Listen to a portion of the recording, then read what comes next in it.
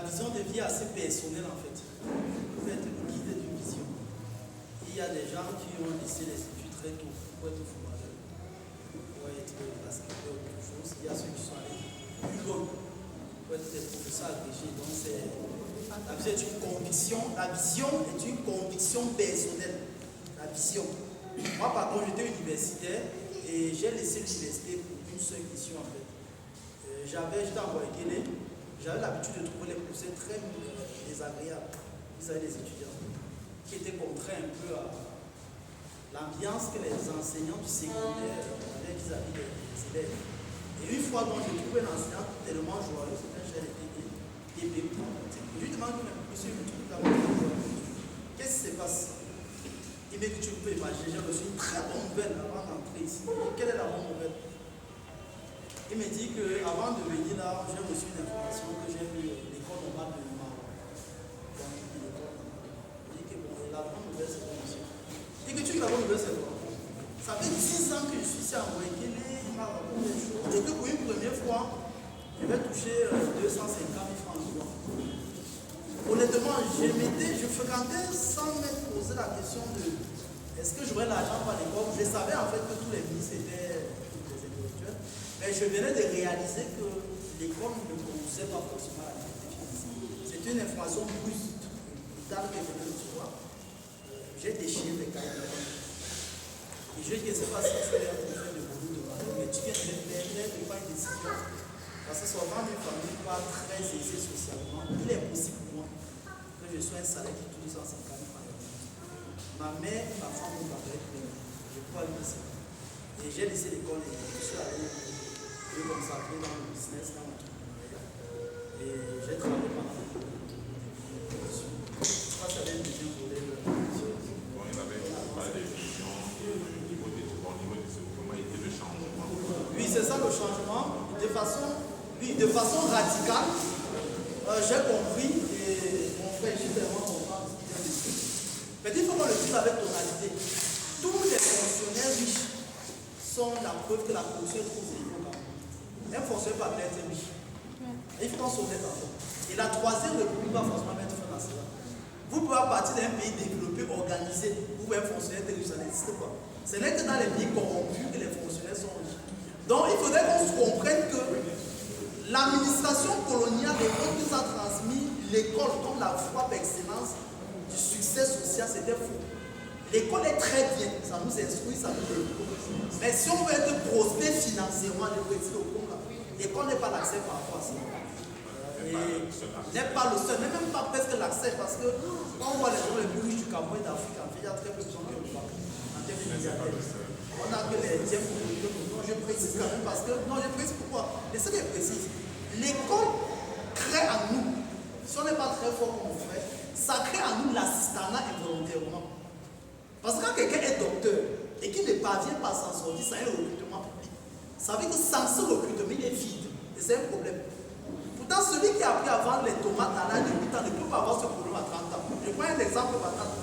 Donc c'est une question de l'école qui nous est donnée a besoin que l'État prenne aussi l'exposition d'avoir des grands emplois qui vont permettre que ces personnes puissent avoir de la valeur au plan d'emploi. Mais quand il n'y a pas de créateurs de richesses, ça devient compliqué. Le Cameroun aujourd'hui est l'un des pays les plus élevés en termes de diplôme, mais en termes de chômage aussi le plus élevé.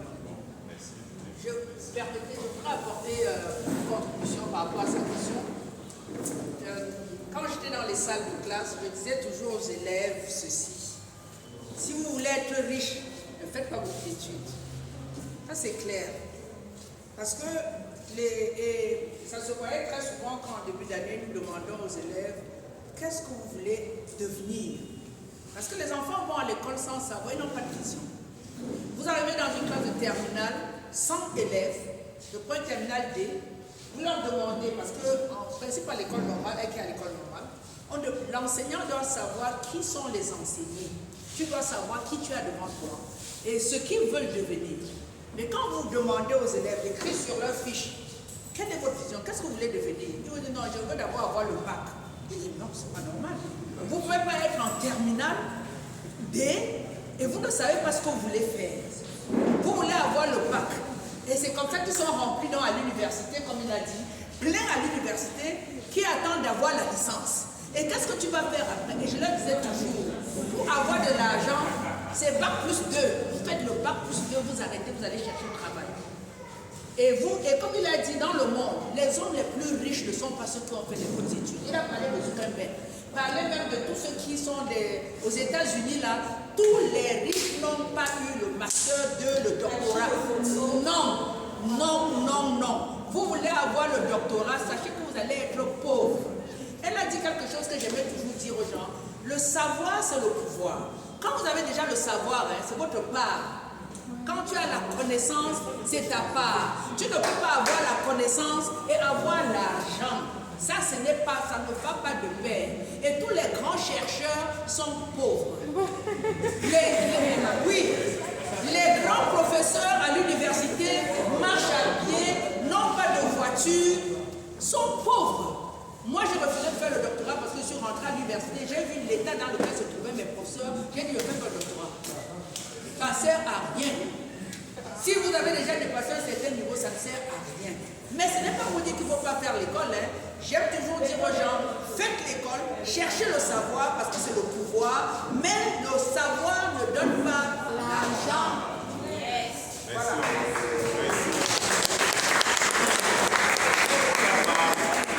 On n'a pas assez de temps, c'est vrai qu'il y a beaucoup d'exemples comme ça, on devrait compléter quoi. Même des cas personnels, des cas personnels. Toujours nos expériences aussi à l'université.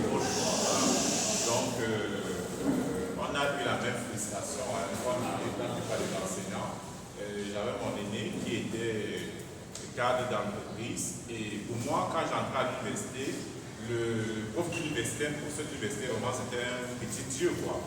C'est-à-dire que pour moi, c'était un petit dieu, tellement je l'idéalisais, quoi. Mais mon frère qui avait à peine un bac, mais 4 dans une entreprise, je voyais comment il est. Mais quand je vais à l'université, il me met en contact avec ses amis, mais je vois, ils étaient un peu comme des clochards. Je vais chez eux, mais honnêtement, j'étais choqué. Non, je dis que non, si c'est ça, ça ne vaut pas la peine d'être ici, quoi. Parce que moi, honnêtement, voilà, comme elle, c'est comme ça que j'ai vu la thèse, quoi. Donc, c'est pour dire, c'est vrai, c'est qu'elle dit. Bon, maintenant, je voulais aussi. Comme on n'a pas beaucoup de temps, je voudrais qu'on continue, si vous permettez. La question 2, c'est quelles sont les stratégies à mettre sur pied pour avoir un réseau de mentors, l'incubateur de projets. Déjà, pour avoir un réseau de mentors, il faut beaucoup s'informer, savoir le domaine dans lequel on est et avoir les repères en fait. Quels sont les gens qui ont réussi dans le domaine dans lequel je veux exercer. C'est à partir de là qu'on commence à voir la première idée du type de mentorat, de mentoring qu'on veut. Et bon, maintenant, pour les incubateurs, il y a suffisamment d'incubateurs, que ce soit les incubateurs étatiques ou privés.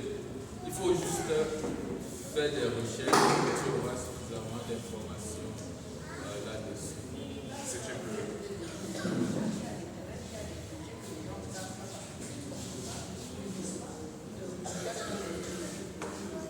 Oui, il y a suffisamment de projets. Par exemple, au niveau du MINIGEC, on a le programme de BTS Géologie, qui est un programme qui accompagne les jeunes. Il y a le budget, il y a suffisamment de programmes.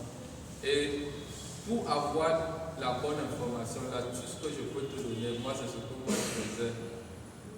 Presque tous les ministères là, ils sont sur Twitter, ils sont sur toutes les plateformes digitales. Il faudrait pouvoir les suivre. Et quand tu les suis, quand il y a un programme en cours, tu reçois instantanément la notification. Tu reçois instantanément la notification. Et sur leur site, il y a les rubriques. Tu peux aller au niveau de formation, n'importe quoi. Quand tu cliques, on va te donner la liste des différentes formations, programmes qui sont en vue en ce moment. Merci.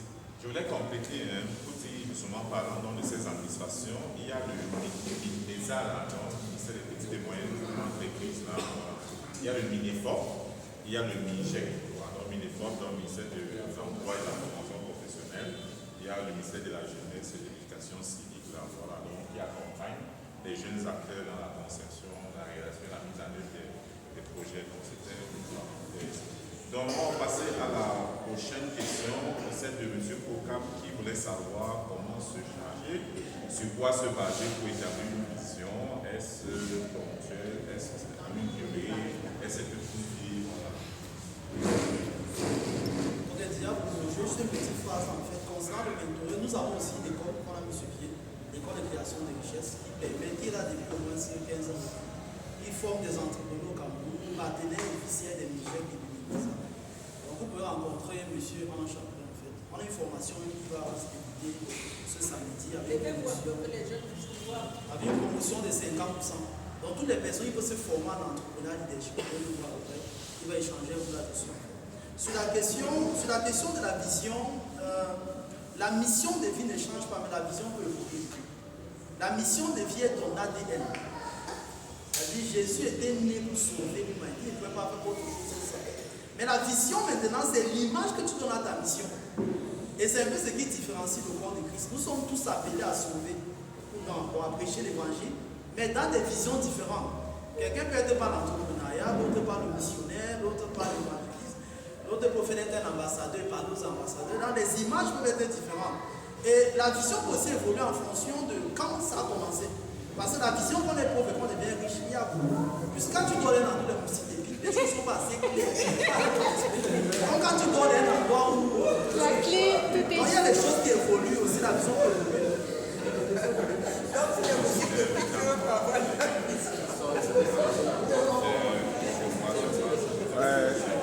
Ça va, je vais mettre la clim à la maison. Non, je préfère dire qu'il Je vais mettre la clim à la de maison. sa zone de confort.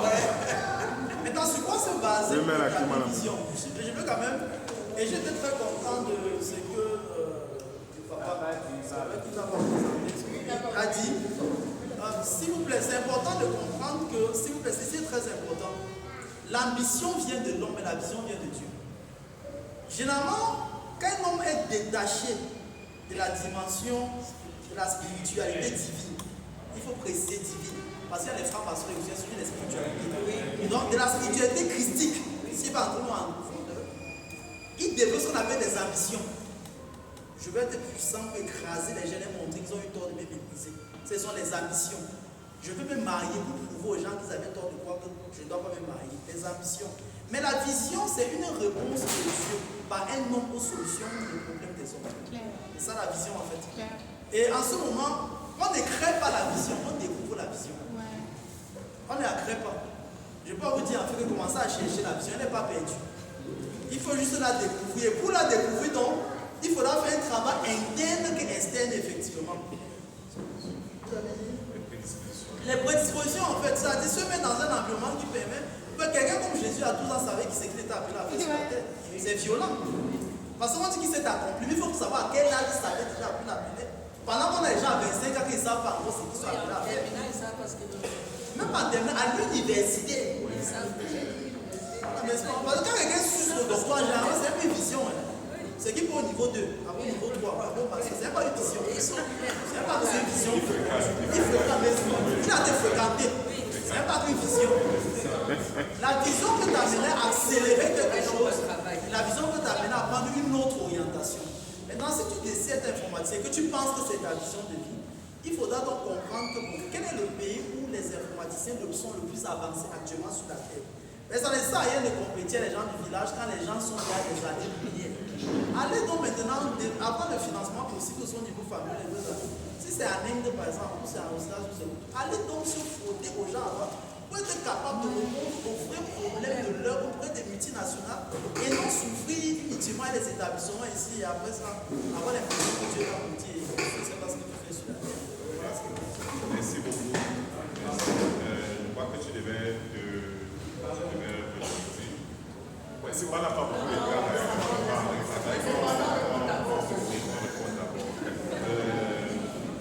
c'était comment? Non, c'était le... Ok, d'accord. Comment prioriser les tâches pour maximiser son impact? Ok, bon, Kevin, généralement, en fait, il faut faire la différence. On va voir, c'est un thème qui s'appelle la planification. Il faut faire la différence entre ce qu'on fait pour se développer et ce qu'on fait qui concerne ce qu'on appelle les tâches du quotidien. C'est-à-dire quand tu prépares, tu laves les habits, tu n'as rien fait en une journée. Et beaucoup d'entre nous, parfois, nous sommes dans ce que j'appelle en fait une planification vide. C'est-à-dire, j'ai mangé, je me suis reposé, j'ai préparé, j'ai lavé les assiettes. Maman est trop fière de moi, j'ai balayé la cour. Bon, elle est fière, mais tu sens avec Kylian Mbappé avec ça. Maintenant, il y a le fait que tu comprennes, par exemple, comme Marc Jordan, je prends un exemple. On a dit qu'il sera un basketteur, il s'est rendu compte que pour qu'il devienne un basketteur efficace, il fallait qu'il travaille plus que les autres. Pendant sa planification, quand on venait aux entraînements, peut-être à 8h, à 5h, il y a des cours. Il est peut-être 3 heures engagé de travail avant que l'entraînement ne commence. Et quand l'entraînement officiel venait, il disait pas que tu as fatigué combien de travail. Il reprenait le rythme que l'entraîneur devait donner et sans jamais lui avoir la possibilité de jouer tout. Et quand on a de l'opportunité, moi, c'est qu'il est des plus que. Donc la planification, c'est dit, j'ai n'importe quoi. Les contrôles ont dit, si tu veux être chercheur, par exemple, combien de temps je donne à ce qui me développe par jour? Je veux être restaurateur, combien de temps je donne pour être le meilleur dans ce domaine dans les 10 prochaines années, dans les 5 prochaines? Est-ce que je suis assez outillé? Est-ce que je pars à Dubaï, dans les grandes foires, dans les grands restaurants, dans les grands hôtels? Comment ils sont déjà avancés? Et peut-être venir l'implémenter ici avec mes astuces. Donc c'est ça en fait, c'est le combien de temps vous donnez dans ce qui est utile pour vous. Un pasteur qui est appelé à plein temps et qui connaît toutes les séries qu'il y a dans la télévision n'est pas un pasteur en plein temps. Un pasteur qui est en plein temps en fait doit se poser la question. Comment creuser davantage pour comprendre Dieu où je ne comprends pas encore et apporter une solution prévue qu'il a mis devant moi. Et ça peut lui prendre 8 heures de consécration par jour. Mais quand vous voyez un pasteur, son ventre est toujours beau. Après, souvent, les chefs, c'est qu'il mange de Dieu pour votre il dort. Elle a fait du public, le Seigneur, accompagne-moi. Après, il y a pas de pardon. J'avance le nombre de temps qu'on consacre dans un domaine qui nous permet de devenir experts dans ce domaine. Maintenant, pour chuter avec la maman, j'aime toujours le dire en fait. Et je le dis de façon solennelle. La particularité des principes, c'est que le principe n'est pas personnel. Le principe ne connaît pas qui tu es. Le principe ne connaît pas ta race. Le principe ne connaît pas ta tribu. Le principe ne connaît pas ton sexe. Le principe est principe parce qu'il est aveugle dans sa manifestation. Voilà pourquoi il est principe. Voilà pourquoi ça choque les gens quand on dit en fait que quelqu'un peut tuer quelqu'un, Dieu met le couteau. Après, une a pu dire que c'est demande pardon, après lui aussi. C'est énerve les gens. Pourquoi Dieu demande? Pourquoi Dieu l'accorde? Non, ce n'est pas Dieu qui l'accorde. Parce que Dieu dit quiconque invoque le Seigneur sera sauvé. Il ne veut pas savoir qui invoque. C'est quiconque. Donc quand tu actives ce principe, tu obtiens la réponse instantanée de ce principe. Et c'est comme ça dans tous les domaines. Pour que je sois délivré de la pauvreté, j'ai accepté que j'étais pauvre. Vous savez, quand vous n'acceptez pas un principe, vous allez créer des problèmes, vous allez prendre des problèmes. Donc, ce n'est pas personnel. Le principe n'est pas personnel. En fait, j'ai écouté maman, je ne savais pas qui elle était.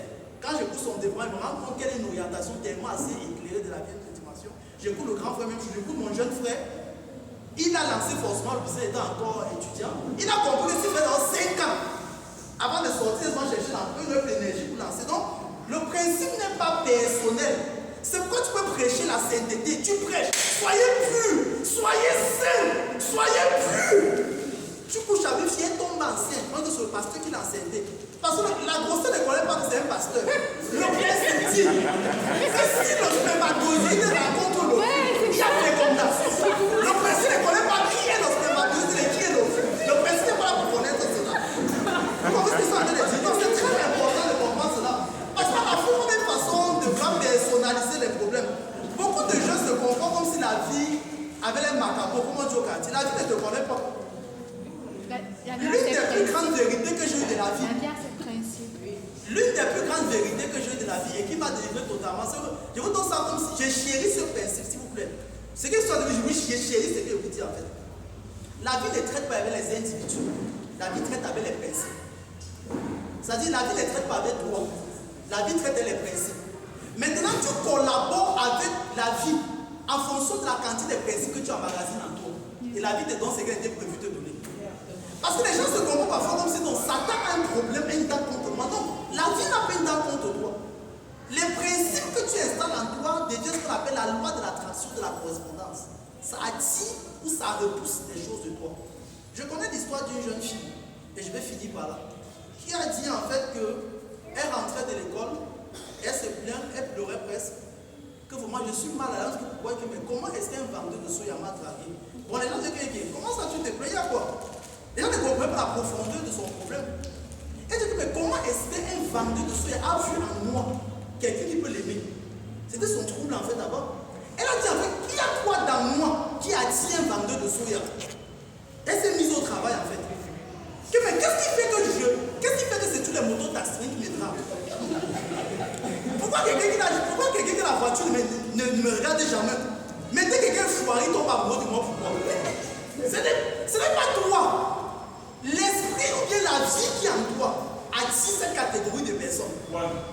J'ai marché avec des pauvres, j'ai marché avec des milliardaires et je marche avec des milliardaires. Je peux vous dire, si vous voulez être frustré, marchez des milliardaires. Si vous voulez vivre le contentement, marchez les pauvres. Tu marches les pauvres, un peu 8 heures, on est à fond, alors on est béni. Tu marches un milliardaire de 8 à 20 heures, la question de on a faim. Oh, ça n'existe pas dans la conversation. Ça n'existe même pas dans sa tête. Ça dit que tu veux, il faut en faire un car on voit un peu des choses. Et dans ton côté, tu ne sais pas que des gens quand tu voudrais rien manger, parce que lui, il a dit comment installer tes projets, comment t'installer. Ça dit, il ne vit pas où toi tu vis. Tu vis au niveau alimentaire. Lui vit au niveau de l'histoire. Il veut écrire l'histoire sur la terre. Donc c'est pour dire en fait, et puis je ce moment, maman, je n'ai pas rien dit vous concernant. Et je vous présente toutes mes excuses, maman. Je vous ai rien dit. J'ai dit tout simplement que quand tu as 30 ans et qu'un homme ne t'a pas encore épousé, en ce qui concerne le mariage, quelqu'un n'a pas vu en une opportunité. Pourquoi? Parce que les relations sur la terre sont les relations d'intérêt. Et quand je le dis, l'amour est un intérêt. Dieu nous sauve par intérêt. Le problème, c'est que l'intérêt n'est pas capitaliste, l'intérêt n'est pas l'argent. L'intérêt, c'est la raison que je trouve en toi qui complète qui je suis, dans une certaine dimension de la vie. Quelqu'un peut t'épouser parce que tu pries beaucoup. Il y a beaucoup de gens qui t'épouser à l'église, ils disent que les filles d'église, même si tu la trompes, elle va dire qu'elle te pardonne. Dieu me dit de pardonner. Tu vois un peu, donc chacun son intérêt en fait. Et c'est tout simplement cela, mais ce n'est pas concernant maman. Parce qu'Angela mère qui n'a pas, par exemple, accouché les enfants, elle était chancelière à moi. Les gens, par exemple, ne sont pas mariés, pour accomplir des choses. Je pense que madame Keller, je ne sais pas si elle s'est même mariée en fait, elle est l'une des femmes qui a influencé pour moi. C'est dans le volet là que je ne dis pas dans ma vie en fait. Merci. Je voulais revenir sur la question de Kevin, comment prioriser les tâches. Vous dites, on a fait une table ronde aussi dernièrement, modérée par le pasteur Michel Parga, dont j'étais moi-même panéliste. C'était justement sur le planifier son année. Voilà, et on a développé, se fixer les objectifs, prioriser ces objectifs-là et faire un emploi de temps. Effectivement, j'intervenais sur l'aspect priorisation des objectifs ou du moins des tâches. Donc, je crois qu'on ne va pas s'appesantir dessus au moment. Si vous avez besoin de ça, rencontrez-moi, je peux vous donner mon document, mon support. Voilà, d'accord, merci. Donc, je pense qu'il n'y a plus de questions. Une question. D'accord. Dire aux jeunes qu'il faut rêver. Parce que j'ai un peu mal au cœur. Rêver vous-même, c'est même mieux de rester longtemps. Alors, je voulais dire aux jeunes, en fait, il faut croire à ses rêves. Parce que moi, je suis Rosie Waka, cadre à la CNPS. J'ai aussi une école de sport de gymnastique dans le musée de la Défense. Je donne cours aux enfants dans le ministère. Donc moi, à 7 ans, je savais exactement ce que je voulais faire. On me demandait, tu veux faire quoi? Je dis à ma maman que je veux être scolaire et à tout le monde. Et je suis allée à la CAMER, j'ai travaillé. Et après, j'ai compris que non, ce n'est même pas ça que je veux. Parce que bon, quand la CAMER a fermé autant de livres de chef auto, j'ai donc dit, je vais travailler ailleurs. Mais quand je voyais combien on payait, par rapport au salaire que j'avais à la CAMER, j'ai dit non, qu'est-ce qu'il faut? Il faut repartir à l'école. Voilà comment je repars à l'école, j'ai la licence et je pars à la CNPS travailler. Donc c'est pour dire aux jeunes qu'il faut être discipliné, il faut surtout la discipline, il faut avoir des principes, il faut avoir des valeurs. Donc j'aimerais être peut-être docteur. Je mets tout pour cela. Donc on finit toujours païen. Il faut croire, il faut rêver, il faut vraiment croire. Le rêve est permis. Et avec un peu de discipline, un peu de... Il faut passer dans le rêve à la pratique. Oui, effectivement, pratique. ça se fait, c'est possible. Moi, je l'ai fait. J'ai mes enfants qui sont là, ils savent. Moi, je l'ai fait. Donc, j'ai fait ce que je veux. J'ai toujours fait ce que je veux faire. Vraiment, j'ai toujours fait. Vous avez rêvé, vous avez appliqué quoi. Vous avez passé à la pratique. Merci beaucoup. Je rêve Voilà, à la pratique et Vous avez osé. avoir de Vous l'audace. avez osé. Il Voilà. faut être discipliné. Parce que moi, avec les sports,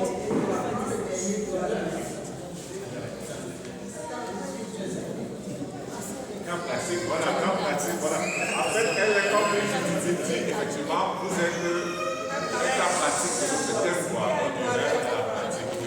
Oui, un dernier, c'est un dernier, le dernier, hein. Oui, il est dernier, là.